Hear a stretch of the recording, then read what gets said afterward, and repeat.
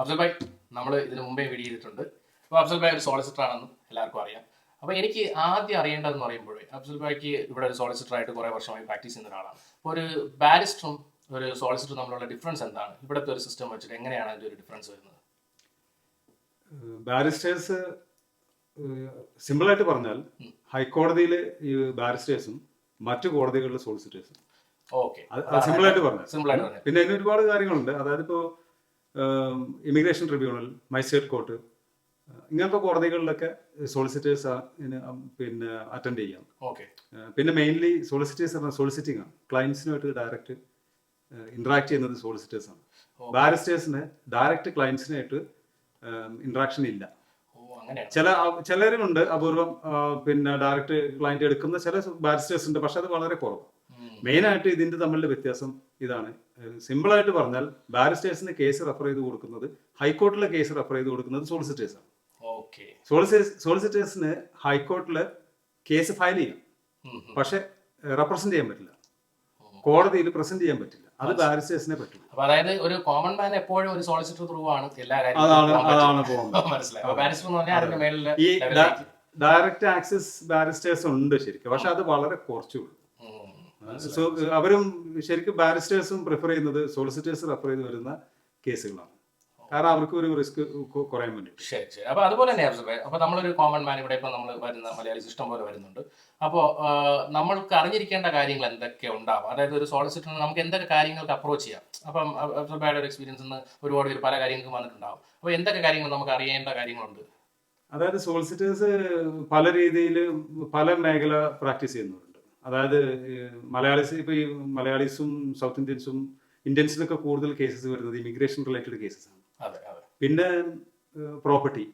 Property വാങ്ങുന്ന സമയത്ത്, അതേപോലെ പിന്നെ ഈ ഇതൊക്കെ വരുന്നുണ്ട്. ഇപ്പോൾ ഫാമിലി കേസസും ഒക്കെ അതും വരുന്നുണ്ട്, ക്രിമിനൽ കേസസ് ഒക്കെ വരുന്നുണ്ട്. മറ്റേ മുമ്പ് ക്രിമിനൽ കേസസ് ഒക്കെ വളരെ കുറവായിരുന്നു ഇന്ത്യക്കാർക്ക്, ഇപ്പൊ അതൊക്കെ വരുന്നുണ്ട്. സംസാരിക്കാം, അതിനെക്കുറിച്ച് ഡീറ്റെയിൽ സംസാരിക്കാം. മെയിൻ ആയിട്ട് സോളിസിറ്റേഴ്സിന് ഇപ്പോൾ ഒരു ഇമിഗ്രേഷൻ സോളിസിറ്റർ ആണെങ്കിൽ ഇപ്പോൾ ഒരാൾക്ക് ഒരു വിസ റെഫ്യൂസൽ വന്നു, അതിന് അപ്പീൽ പോകണം. ഇനി അതുമല്ല, ചിലർക്ക് ചിലപ്പോൾ ഒരു വിസ ആപ്ലിക്കേഷൻ ചെയ്യുകയാണെങ്കിൽ തന്നെ എന്തെങ്കിലും കോംപ്ലിക്കേഷൻ ഉള്ളവരുണ്ടാവും.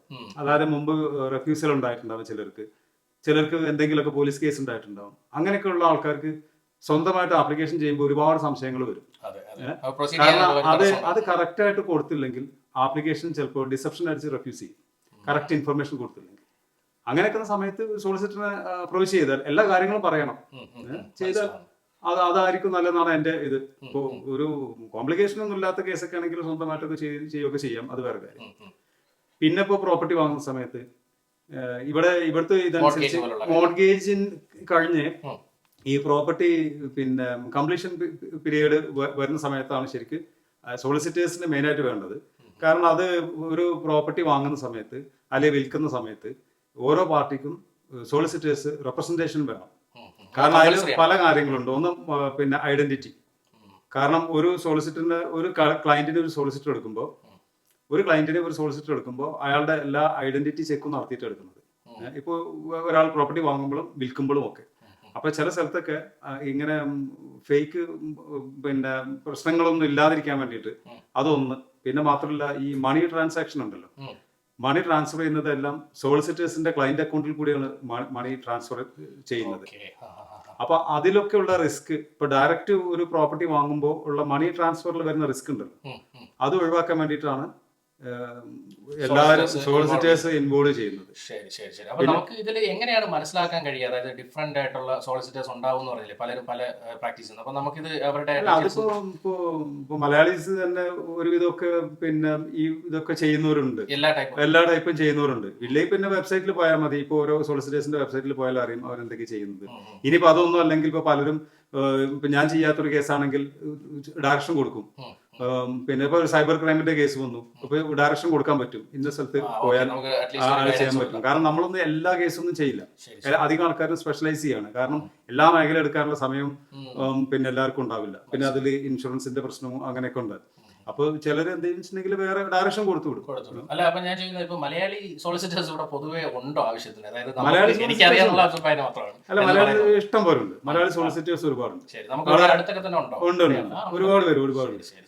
ഓക്കെ. അപ്പൊ എന്തായാലും അപ്പോൾ പല കാര്യങ്ങൾക്കും നമുക്ക് അപ്രോച്ച് ചെയ്യാം, ജസ്റ്റ് ഫോർ ഇമിഗ്രേഷൻ പർപ്പസ് മാത്രമല്ല, പല ആവശ്യങ്ങൾക്കും സോളിസിറ്റർ ഇപ്പൊ ഈ അറ്റസ്റ്റിംഗ് പോലുള്ള അങ്ങനെയൊക്കെ എന്തെങ്കിലും അറ്റസ്റ്റേഷൻ ചെയ്യും. സോളിസിറ്റേഴ്സിന് ഇപ്പോൾ അറ്റസ്റ്റേഷൻ പവർ സോളിസിറ്റേഴ്സ് ഉണ്ട്. ഒരു ഡോക്യുമെന്റ് ഇപ്പൊ നാട്ടിലിപ്പോ നമ്മൾ ഈ ഗസ്റ്റഡ് ഓഫീസേഴ്സ് അറ്റസ്റ്റ് ചെയ്യാന്ന് അതെ, പറയുന്നത്, അതെ. അതേപോലെ അറ്റസ്റ്റേഷനുള്ള പവർ സോളിസിറ്റേഴ്സിനുണ്ട്. ഉണ്ട്. ഇപ്പോ മറ്റ് ഇപ്പൊ ഡോക്യുമെന്റേഷൻസ് ഇപ്പൊ ഈ ഓസ്ട്രേലിയ പ്രോസസ്സിങ്ങിന് അതേപോലെ ഒക്കെ ഇത് പറയല്ലോ കമ്മീഷണേഴ്സ് ഓഫ് ഓത്ത് അറ്റസ്റ്റ് ചെയ്ത ഡോക്യുമെന്റ് വേണം എന്നാണ് പറയുന്നത്. അത് സോളിസിറ്റേഴ്സിന് ചെയ്യാം. Okay okay okay okay. അപ്പൊ ചുരുക്കത്തിൽ കുറെ കാര്യങ്ങളുണ്ട് അപ്പൊ ഇതിൽ. ഉണ്ട്. അപ്പൊ എന്തായാലും നമുക്ക് കുറെ കാര്യങ്ങൾ സംസാരിക്കാനുണ്ട്. നമുക്ക് ഈ ഒരു സാധനത്തിൽ നമുക്ക് ഇവിടെ ഇപ്പൊ നിർത്താം. അപ്പം ബാക്കി വീഡിയോസ് ഉടനെ വരുന്നതാണ്. Stay tune.